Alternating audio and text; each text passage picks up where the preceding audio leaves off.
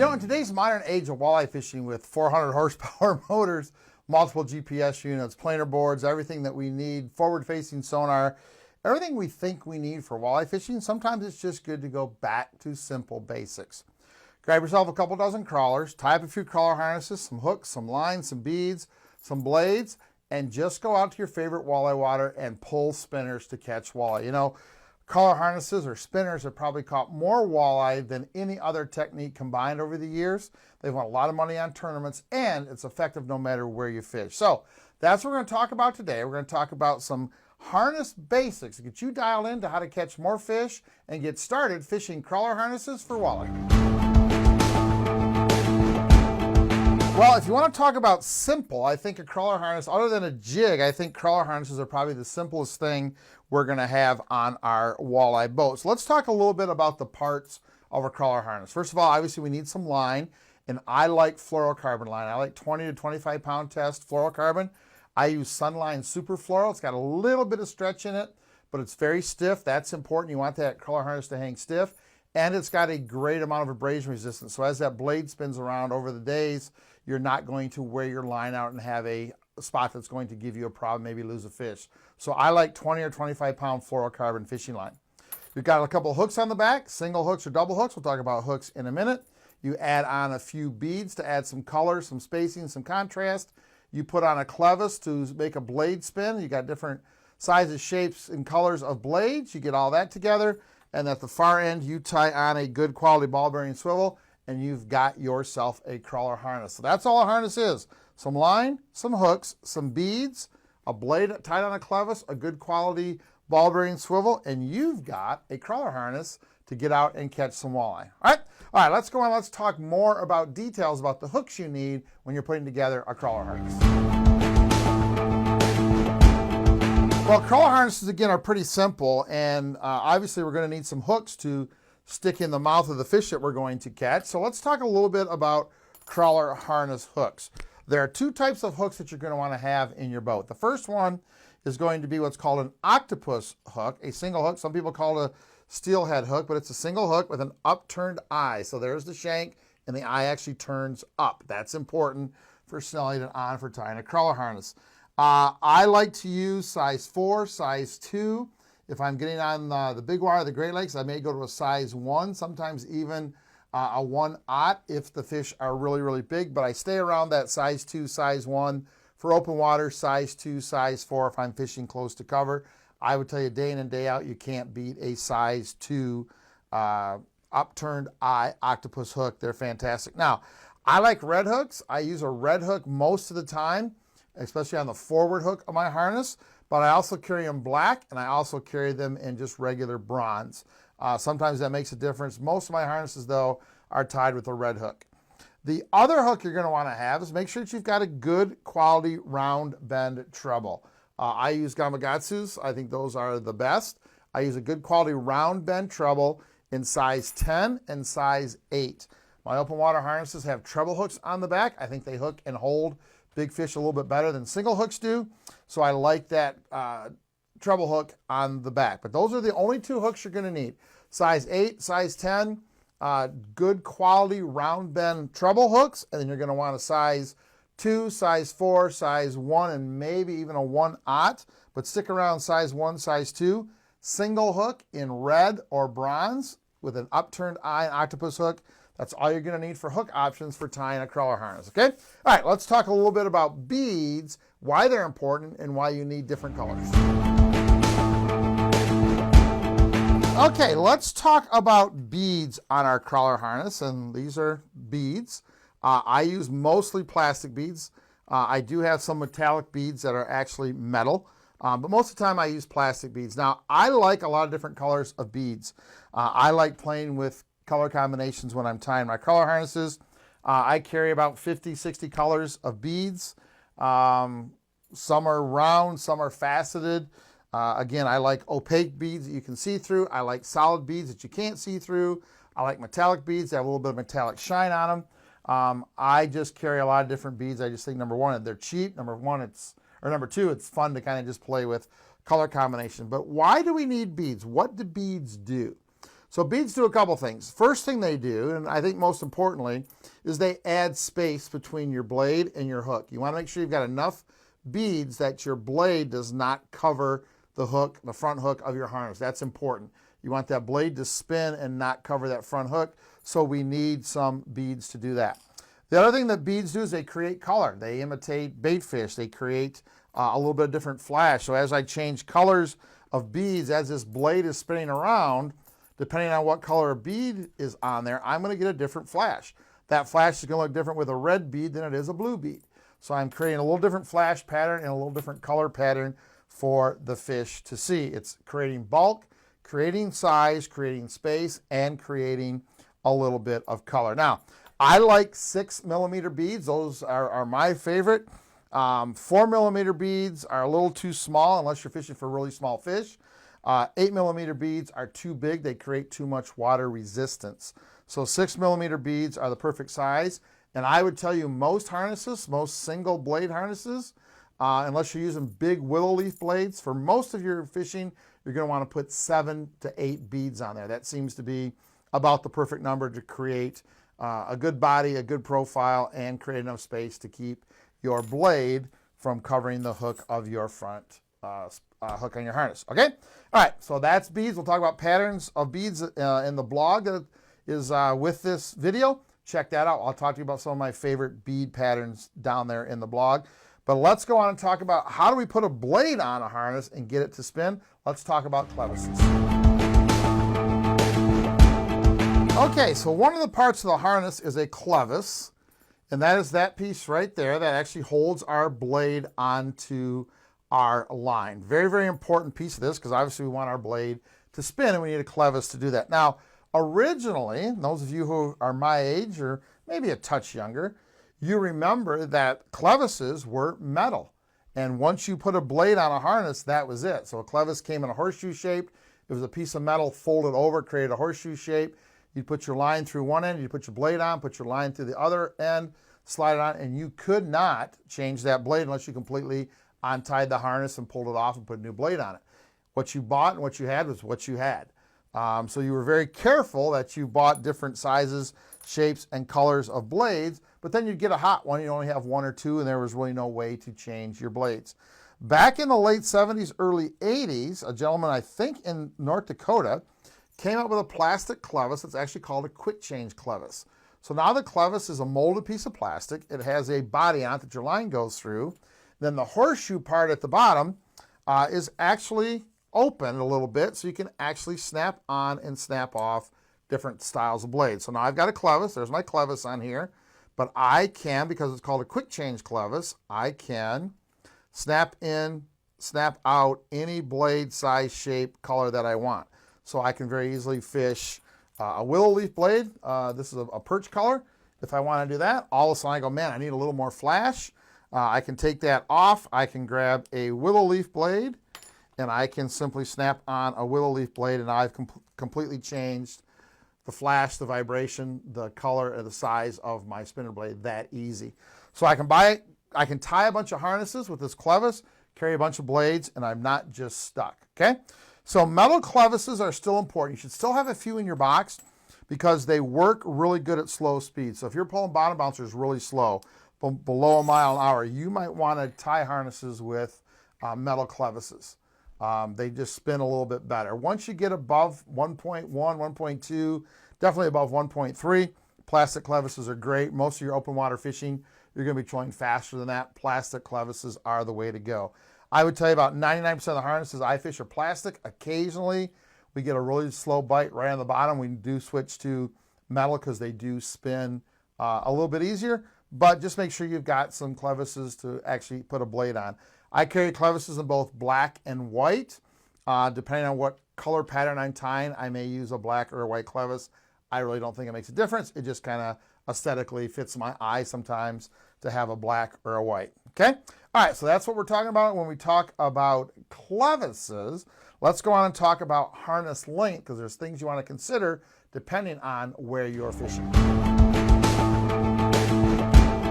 All right, so how long should I tie a crawler harness is a question I get a lot. But I'm going to tell you there's two different things. Actually, there's three different things to think of. The two basic ones are, where are you fishing? If you're fishing in open water, you can tie a fairly long harness. I like to use the length of my arms. That measurement goes with me all the time. I have no idea what that length is, but it's the length of my arms.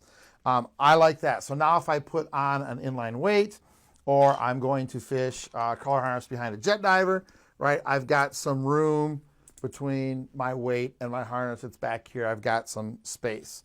So I like I think it's about 6 foot is about what my wingspan is. That's how I tie my harnesses. If I'm going to fish close to the bottom, I like to fish a shorter harness. So I may take this harness and I may shorten it up to usually about a half of an arm length. So from the middle of my chest out to my arm, that's about where I like it. So that's about that length there. The reason you don't want too long of a harness when you're trolling bottom bouncers, if you're close to the bottom, is sometimes that harness, especially if you go slow or turn, will drop to the bottom and pick up crud. So a shorter harness stays up off the bottom better than a longer harness does. So I tie basically two different versions of harness. Now, back about 6-7 years ago, I started rigging differently. If you haven't seen or read our Secret of the Bead blog, please go into our blog section and read the Secret of the Bead. That's how I rig. So I calibrate my line counter. I put on a crankbait snap on my main line. It's all calibrated. Then I tie on a 6-foot leader. So now what I do is I tie all of my harnesses short, bottom bouncer size. And if I want to fish open water, I don't need this extra link. So I'm going to attach this short little harness to my 6-foot leader. So I've already got that leader and that separation from where my weight or my diver is going to be. Makes it a lot easier to store, a lot easier to tie, and a lot easier to put on and off and deal with just using shorter harnesses. But the main thing is going to be where you're fishing. In open water, you're going to want a longer harness to get away from the weight. If you're bottom bouncing or fishing near cover or over tops of the weeds, you're going to want a shorter harness so that harness is right behind the weight, doesn't drop and get snagged up. Harness length is pretty important. Okay? All right, let's come back and let's talk about actually tying a crawler harness and how to get you having a good time in the wintertime tying up some of your own harnesses. Okay, let me show you real quick. I don't know how good this is going to show up, but let me show you real quick how to tie a harness. Now, first thing before we start, you guys got to promise me you're not going to laugh. I'm getting old. I don't have the greatest of light in here. Beads are getting smaller. The holes are definitely getting smaller for sure. So I'm going to show you how to tie, but you guys got to promise not to laugh. All right, first thing we do is we pull off a length of line. Like I said, depending on what I'm pulling, I'll pull off a little bit more than I want the length to be. So let's tie a typical bottom bouncer harness. So I want to go from the middle of my chest out to my arm. I got a little extra line. I'm going to go ahead and cut that off. Now, if you were like me way back in the day when you were snelling hooks and learning how to tie crawler harnesses, whoever taught you, your dad, your grandpa, your uncle, whoever it was, the local fisherman, whoever it was, probably taught you to snell on the front hook first. So you would snell on the front hook, you'd use that line, you put the line through, you'd put a loop, you'd wrap the line around the loop, put the line back to the loop.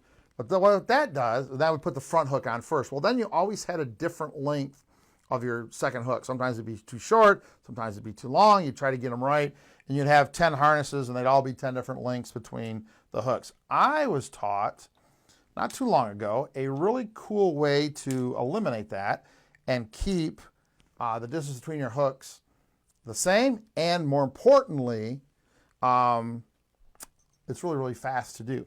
So I'm going to tie an open water harness. I'm going to take a treble hook. Now remember, a treble hook is a single hook that's welded to a double, so there is a flat spot. There's a bump where that single hook is welded on, and there's a flat spot where the double hook is. So what I'm going to do is I'm going to take my fishing line, I'm going to run it through the eye of the hook. Sure I am. Sure I am. Just like that. I'm going to run it through the eye of the hook, and I'm going to hold this fishing line on top of the flat part of the treble. So here's my length of line. Using my harness, I'm going to just hold the little tag in so my line is in the eye and laying on top. I'm going to take the extra line, and I'm just going to wrap it about 6 times around the shank of the hook. Okay, I'm going to hold it. I'm going to take the end of the line and just go right back through the eye of the hook. There's no loop in the line. There's nothing. Just back through the eye of the hook. I'm just going to pull that tight. There's my first hook. There's my back hook. It's done. Now I want to put on my front hook. So what I'm going to do is I'm going to take my octopus hook, and I'm going to run the line through from the back. I'm going to come right through the back of that single hook and run it on down the line. So now what I do, so I get the same distance, is I take the treble and stick it into the meat of my palm, and then I hold my single hook with my finger, right? So that way everything's the same length. I now take my length of line and I simply wrap behind the upturned eye. 1, 2, 3, 4, 5, 6, 7 times. I hold it. I come back through from the back of the hook, back through the eye, pull it tight. I've now got 2 hooks snelled down. They're not going anywhere. This distance is always the same, and I've got 2 hooks ready to go. Okay? Pretty simple process. Now I'm going to put together my beads, right? I'm just going to put together my bead pattern. So I'm going to do what I call a Christmas tree. So oh boy, this is where I'm going to have trouble. Let me see if I can put something white up here. Oh, that might make it easier to tie. All right. So here's a little bead pattern that I call a Christmas tree. No, not really. So I go red. Sure I do. Don't laugh, guys. I used to laugh at my dad when he couldn't do this, and now it's really, really, really not funny.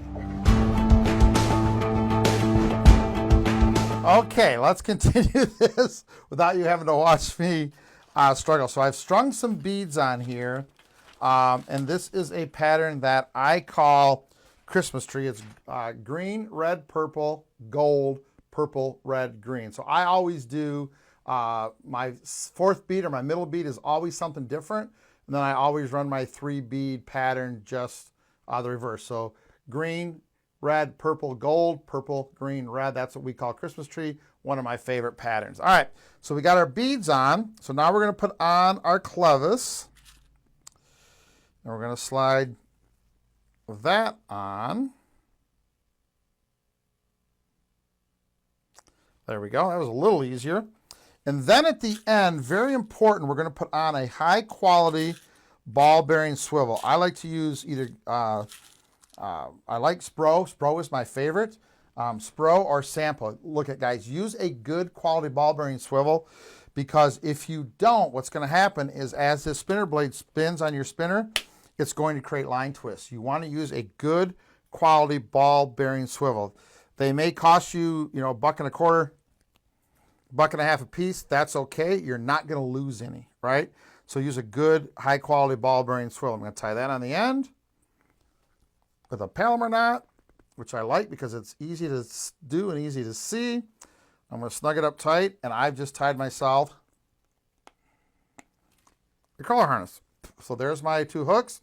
It's an open water harness, so I'm running a treble hook in the back, single hook in the front. There's my beads. There's my clevis, high quality ball bearing swivel. And now what I can do is I can grab any blade that I want to grab, stick it onto this clevis, and I have just tied myself a crawler harness. Very, very simple to do.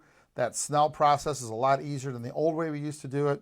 Start at the back, snell it on, slide your front hook on, you get the right spacing, and you are ready to go to catch some fish on a crawler harness. All right, I'm going to come back and we're going to talk about one really cool thing that I think is absolutely important that most guys miss, so don't miss it. Okay, let's finish up by talking about something that's very important, and that is putting your crawler onto your hooks. Now, I see a lot of guys who just grab a crawler, they just throw it on like that, and they just go fishing, right? That's what they do. You've got to be careful that you don't leave any night crawler forward of your front hook. So if you just hook it on like this, and it just kind of hangs there, so you see all that extra crawler in front of the hook, right? What's going to happen is this is going to bend, the current's going to catch that, and your whole harness is going to spin. So we don't want to do that. We want to take the time to hook our crawler on and do one of 2 things.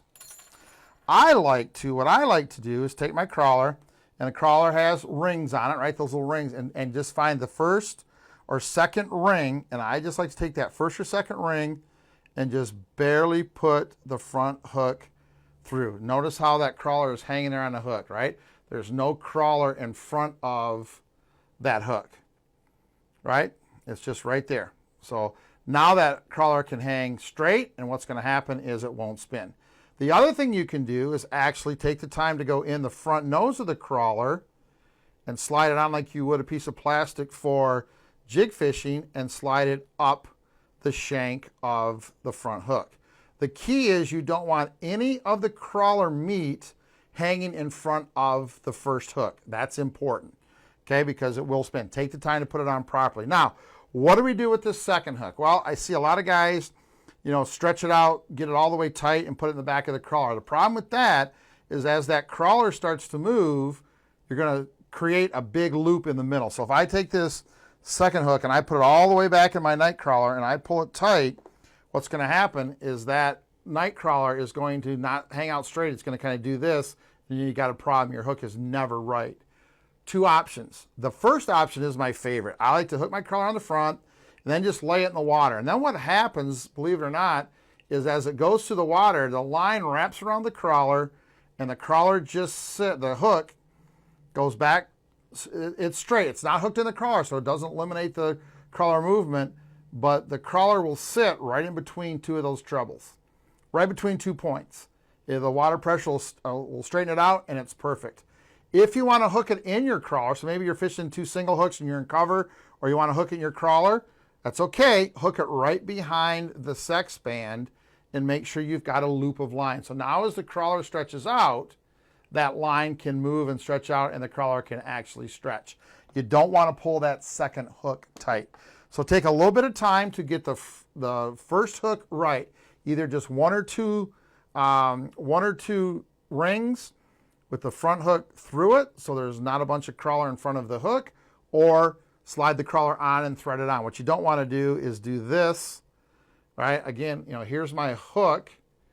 Here's my single hook right here, and I've got all this crawler flopping around in the front.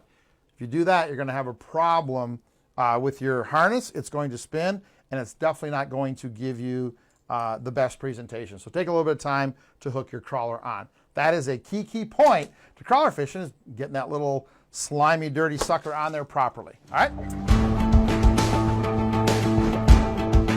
Okay, so there's everything you need to know, just some basics to get you started fishing crawler harnesses or spinners, whatever you want to call them. Open water, they work great. Close to the bottom bouncers, they work great.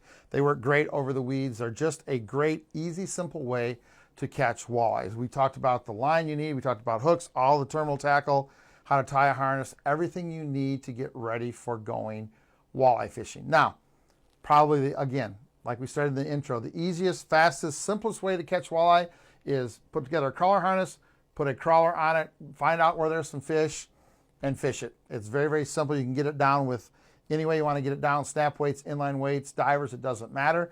Any depth control device, get it down there, and I promise you, you're going to catch some fish. All right, so go back, review this, pay attention to the tips we gave you, tie up some of your own crawler harnesses, have fun with bead combinations, put a crawler on there properly, go where there's some walleye, and I promise you, you're going to get your rod back.